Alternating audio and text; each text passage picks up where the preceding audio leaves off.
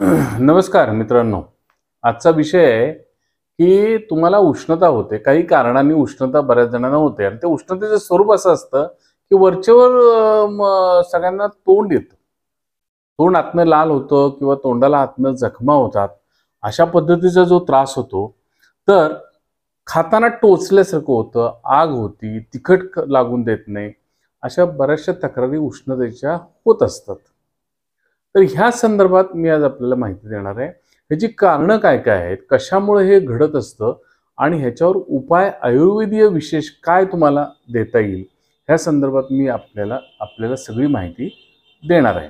मी आहे डॉक्टर राजोपाध्ये. आपण पाहतात शाकल्य कट्टा. आता याची कॉजेस काय आहेत? जर का आपण ह्याचा विचार केला की बाबा ह्याचं कारण काय? असं का घडतं? तर ह्याची कारणामध्ये आपल्याला सांगता येईल, पहिलं म्हणजे इन्फेक्शन्स होतात. आता वरच्यावर आता तुम्ही बघता की ह्या दिवसामध्ये, पावसाळी दिवसामध्ये बऱ्याच जणांना इन्फेक्शन्स होतात. आता ते इन्फेक्शनचे कोणकोणते प्रकार आहेत? तर व्हायरल इन्फेक्शन आहे, बॅक्टेरियल इन्फेक्शन आहे, फंगल इन्फेक्शन आहे. ह्या कोणत्याही इन्फेक्शनमुळं तुम्हाला हा प्रकार एक घडू शकतो. दुसरं कारण काय? की तुम्हाला जर काही इंजुरी असेल, आतमध्ये काही इंजुरी झाली किंवा डेंटल ट्रॉमा झाला, आतमध्ये तुम्हाला दाताला काहीतरी जखम झाली किंवा तुम्हाला काहीतरी आपटलं गेलं, तर त्यामुळे सुद्धा तुम्हाला किंवा केमिकल इरिटंट्स तुमच्या पोटामध्ये गेले. उदाहरणार्थ तर लोक तंबाखू वगैरे खाणारे असतात किंवा पान खाताना चुना जर जास्त लागला तर तो सुद्धा केमिकल इरिटंट आहे.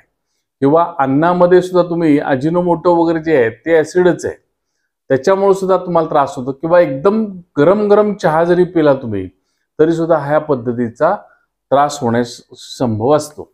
त्याचबरोबर तुम्हाला काही भाजलं गेलं कशानं तरी, म्हणजे केमिकलनंच एखाद्या भाजलं गेलं, म्हणजे बर्न झालं एखादं, त्यामुळे सुद्धा हा प्रकार तुम्हाला घडू शकतो. म्हणजे इंजुरीजमुळे हे घडू शकतं. पहिलं आपण बघितलं इन्फेक्शनमुळे घडू शकतं.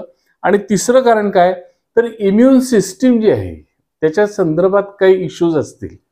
म्हणजे समजा तुम्हाला कॉम्प्रोमाइज्ड इम्युन सिस्टीम असेल, हे उदाहरणार्थ तुमची इम्युनिटी कमी आहे आणि जी इम्युनिटी आहे ती प्रॉपर वर्क करत नाही, अशा स्थितीमध्ये सुद्धा तुम्हाला उष्णता आणि तोंड देण्याची शक्यता आहे. त्याचबरोबर काही ऑटोइम्युन डिसीज असतात, उदाहरणार्थ आमवातासारखे आहेत किंवा सोरायसिस सारखे आहेत. अशा डिसीजमध्ये सुद्धा तोंड देण्याचा संभव जास्त असतो. त्याच्यानंतरचं एक महत्त्वाचं कारण आहे म्हणजे ते म्हणजे न्यूट्रिशनल डिफिशियन्सी. तुम्हाला न्यूट्रिशनल डिफिशियन्सी जर असेल तर त्यामुळं, आता ह्याच्यामध्ये न्यूट्रिशनल डिफिशियन्सीमुळे काय होतं? माल न्यूट्रिशन होतं. दुसरी गोष्ट माल ॲब्सॉर्प्शन होतं, त्यामुळं तुम्हाला उष्णता वाढते, तोंड येतं. त्याचबरोबर व्हिटॅमिन डिफिशियन्सी डायरेक्ट होते. ते सुद्धा कारण एक महत्त्वाचं ह्याच्यामध्ये वर्णन केलेलं आहे. त्यानंतर आणखी अन्य कारणामध्ये काय सांगता येईल? तुम्हाला काही केमोथेरप्युटिक एजंट चालू आहे किंवा किमोथेरपी तुम्हाला चालू आहे किंवा तुम्हाला कुठल्या गोष्टीची एखादी ॲलर्जी आहे, त्या ॲलर्जीमुळे सुद्धा तुम्हाला त्रास होऊ शकतो. त्यानंतर स्ट्रेस जर असेल, मानसिक ताणतणाव जर तुमच्या ह्याच्यामध्ये असेल रोजच्या जीवनामध्ये, तर तो ताणतणाव सातत्य जर ते ताणतणावाचं झालं तर त्यामध्ये सुद्धा तुम्हाला हा त्रास होऊ शकतो. त्याचबरोबर काही मेडिकेशन तुम्ही घेत असाल तर ते मेडिकेशनचा सुद्धा तुम्हाला त्रास होऊ शकतो. आता आयुर्वेदानुसार काय सांगितलेलं आहे? आयुर्वेदानुसार हे झालं आपण मॉडर्न सायन्स प्रमाणे काय काय कारणं घडतात ते तुम्हाला मी आता सांगितलं. पण आयुर्वेदानुसार तो विचार जो केलेला आहे तो वेगळ्या पद्धतीने केला. आयुर्वेद काय म्हणतो? तर तुमच्या चयापचय क्रियेमध्ये काही ना काहीतरी बिघाड होतं. एक्सेप्ट इंजुरी, तुम्हाला एखादी इंजुरी झाली तर त्याच्याबद्दल काय, तो आघात म्हणून ती जखम झाली, जखमेमुळे तुम्हाला उष्णता निर्माण झाली, हा वेगळा भाग आहे. पण अभ्यंतर काही कारणामुळं जे होतं तर त्याला जबाबदार काय आहे? तर चयापचय क्रिया आहे, असं आयुर्वेदाचं मानणं आहे. आता ही जी चयापचय क्रिया आहे, ही चयापचय क्रिया जर तुमची बिघडली तर तुम्हाला उष्णता होते. आता ही चयापचय क्रिया बिघडते म्हणजे काय होते? तुमचं टोटल पचन बिघडतं.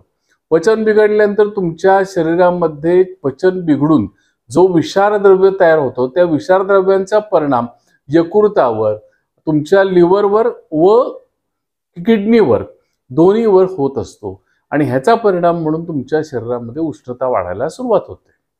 आणि त्याच्यापासून तुम्हाला स्टोमॅटायटिस म्हणजे तोंड देणे हा प्रकार होण्याची शक्यता दाट आहे. आता ह्याच्यामध्ये ट्रीटमेंट पार्ट आपण विचारात घेतला. ट्रीटमेंट काय करता येईल, तर सर्वसामान्य ट्रीटमेंट आयुर्वेदानुसार तुम्हाला मी सुरुवातीला सांगतो. तुम्ही साधी ट्रीटमेंट करू शकता की धने जिऱ्याचं पाणी तुम्ही रोज घ्या. म्हणजे काय करायचं, ते 1 चमचा धने 1 चमचा जिरे असे आरद बोबडे करायचे, म्हणजे बडवायचे साधारणपणे. त्याची पूड नाही करायची, बडवायचे. 1 चमचा धने 1 चमचा जिरे साधारणपणे 1 लिटर पाण्यामध्ये तुम्ही ते रात्री पाणी उकळवायचं, 1 लिटर पाणी, आणि त्या 1 लिटर पाण्यामध्ये 1 चमचा धने 1 चमचा जिरे बडवलेले टाकून ठेवून तुम्ही झाकण घालून सकाळपर्यंत तसंच ठेवून द्यायचं. सकाळी तुम्ही उठल्यानंतर ते ढवळून घ्यायचं चांगलं, आणि ढवळल्यानंतर गाळायचं, आणि गाळल्यानंतर एका बाटलीमध्ये गाळून ठेवा आणि ते दिवसभर तुम्ही पाणी प्या. असं कंटिन्युअस जर तुम्ही पाणी पित राहिला तरी सुद्धा तुम्हाला चांगला फरक उष्णतेवर पडतो. तोंड येण्याचे प्रकार तुमचे बरेचसे कमी होतात. त्याचबरोबर तुम्ही दुसरी खबरदारी काय घ्याल, तर तुम्ही फळं खाण्यात ठेवा. फळामध्ये भरपूर विटॅमिन्स आपल्याला मिळतात, त्यामुळे फळं खाण्यात ठेवा. त्याचबरोबर तुम्ही ताक पिण्यात ठेवा. ताकामध्ये जे काय मॅल ॲब्सॉर्प्शन तुम्हाला होतंय किंवा तुमच्या आतड्याला जी उष्णता निर्माण झाल्यामुळे एक प्रकारची सूज आहे, ही ताकामुळे जाणार आहे आणि शरीरांतर्गत जी उष्णता आहे ती संपूर्ण कमी होणार आहे. त्यामुळे ताक पिण्यात तुम्ही ठेवा. म्हणजे हे तुम्हाला करता येईल की एक धनेजिऱ्याचं पाणी, फळं खाणं आणि ताक पिणं. त्याचबरोबर तुम्हाला आयुर्वेदिक औषधं काय घेता येतील. आता मॉडर्न ह्याच्यामध्ये व्हिटॅमिनच्या गोळ्या वगैरे लोक घेतात, किंवा काही इन्फेक्शन असेल तर अँटीबायोटिकचा कोर्स केला जातो. आयुर्वेदानुसार तुम्हाला काय घेता येईल, तर त्याच्यामध्ये सगळ्यात महत्वाचं जे औषध येतं ते म्हणजे आरोग्यवर्धिनी.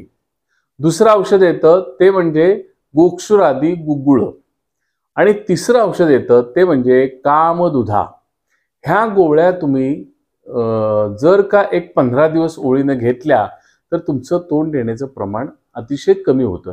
त्याचबरोबर तुम्ही व्हिटॅमिन सी गोळीही घेऊ शकता. म्हणजे व्हिटॅमिन बी कॉम्प्लेक्स घ्या, किंवा मिथिल कोमालाबाईन सारखं एखादं व्हिटॅमिन असतं ते सुद्धा घ्यायला हरकत नाही. व्हिटॅमिन सी ची गोळी घ्या. म्हणजे ज्या लोकांच्या खाण्यामध्ये फळं ताक वगैरे येऊ शकणार नाही त्या लोकांनी व्हिटॅमिनची गोळी त्याच्याबरोबर घेतली तरी चालेल. तर ही अशा पद्धतीची तुम्ही ट्रीटमेंट करू शकता. आता ही ट्रीटमेंट आयुर्वेदिक मी जी सांगितलेली आहे, आरोग्यवर्धनी, गोक्षुरादी गुगुळ आणि कामदुधा, हे कसं घ्यायचं आहे, तर प्रत्येकी 2-2 गोळ्या 2 वेळा जेवणानंतर घ्यायच्यात. आता ह्याच्यामध्ये गंमत अशी आहे की जी कामदुधा नावाची गोळी आहे ती तुम्हाला जर का फारच तोंडाला मध्ये मोठा अल्सर झाला असेल किंवा जखम झाली असेल आणि तुम्हाला दुखत असेल तर ती कामदुधा गोळी थोडीशी बारीक करा आणि तुपामध्ये अशी घोटून किंवा मधामध्ये घोटून ती लावा. त्याच ठिकाणी तुम्हाला लगेच त्याचा आराम पडतो. असे अनुभव अनेक जण सांगतात आणि ह्याचा अतिशय चांगला उपयोग होतो. इवन बरेच जण आमच्याकडं ॲलोपॅथिक डॉक्टरांकडनं जाऊन येतात की तोंड माझं येते पण कमीच होत नाहीये, मी भरपूर व्हिटॅमिनच्या गोळ्या खाल्ल्या, अँटीबायोटिक खाल्ली, सगळं खाल्लं पण ते कमी होत नाही. अशा केसेसमध्ये आम्ही ही औषधं दिल्यानंतर त्यांचं पूर्णतः नष्ट होतं. पण ही औषधं किती दिवस घ्यायची, तुम्हाला 15 दिवस घ्यायची. आणि ही जर तुम्ही 15 दिवस व्यवस्थित घेतली तर अतिशय चांगले रिझल्ट्स त्याच्यामध्ये तुम्हाला बघायला मिळतील. साधारणपणे तुम्हाला ह्या सगळ्या गोष्टी सांगितल्या उष्णतेबद्दल. तोंड येते वरच्या उष्णतेमुळे जर येत असेल तुम्हाला तोंड वरचेवर, तर त्याच्यावर काय उपाय करायचा हे मी सगळं सविस्तर तुम्हाला सांगितलेलं आहे. ही जर माहिती तुम्हाला आवडली असेल तर शाकल्य कट्टा हा माझा चॅनल तुम्ही जरूर सबस्क्राईब करा. जर बेल आयकॉन पण दाबा, आणि जर तुम्हाला ही माहिती आवडली असेल तर तुम्ही अनेकांना ही माहिती शेअर करा, व्हिडिओला लाईक करा. धन्यवाद.